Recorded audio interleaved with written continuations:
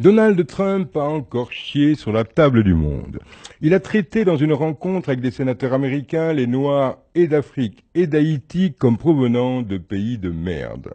Nous sommes partagés entre l'indignation et l'indifférence, car ce connard de président sait très bien ce qu'il fait, ce qu'il dit, ne reculant devant aucune muflerie pour que les commentaires que ses vomissures provoquent nous éloignent des casseroles qui lui collent au cul, comme ses prétendus sextapes avec des putes russes, ses éventuels liens avec la mafia russe, et qui vont, nous l'espérons, bientôt lui péter à la gueule. Excusez mon langage fleuri, mais ce cochon ne mérite pas des mots enrobés de confiture.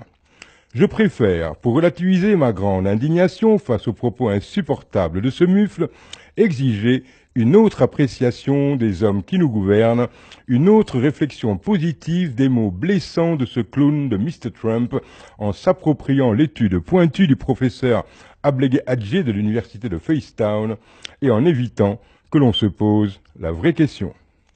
Un pays de merde. C'est quoi un pays de merde ? Serait-ce un pays où l'espérance de vie est en dessous de 45 ans parce que le système de santé est un vaste mouroir ? Un pays où l'insalubrité est une vertu et la salubrité déficience ? Un pays où l'indiscipline est qualité et la discipline défaut ? Un pays où la corruption est érigée en valeur régissant la gestion du bien public et où les études ne servent à rien sinon qu'à devenir chômeur ?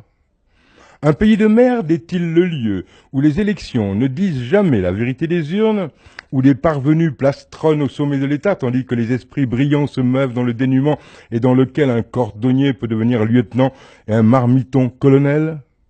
Un pays de merde est-il un pays où l'on utilise les armes de l'État pour régler des problèmes personnels de popotin, où aucune loi n'est respectée et où chaque citoyen en fait à sa tête et à la tête duquel un individu peut faire plus de 30 ans au pouvoir et léguer avant son décès le pouvoir à son rejeton ? Un pays de merde est-il un pays où évoquer le salaire du président, l'origine de sa fortune et son état de santé est un crime de lèse-majesté, où la télévision nationale est apologiste du parti au pouvoir et sert aux populations à longueur de journée des telenovelas et des émissions de divertissement ? Un pays de merde est-il un pays où manger une fois par jour devient une grâce du ciel ? Voilà en gros ce qu'est un pays de merde. Si ces faits correspondent à l'état actuel des États dans lesquels nous vivons, alors arrêtons de dire que Trump nous a insultés. Il n'a fait que dire ce que notre hypocrisie refuse d'admettre depuis longtemps. Il nous rendrait involontairement service si ces injures pouvaient servir à nos dirigeants et à nos gouvernants africains à cesser de parler et à se décider à agir. Un pays de merde ? La meilleure réponse de ces derniers à apporter à ce sagouin de foire est de lui donner tort par les faits et pas par le verbe.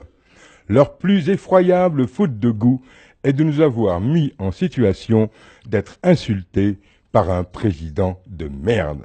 Wassalam.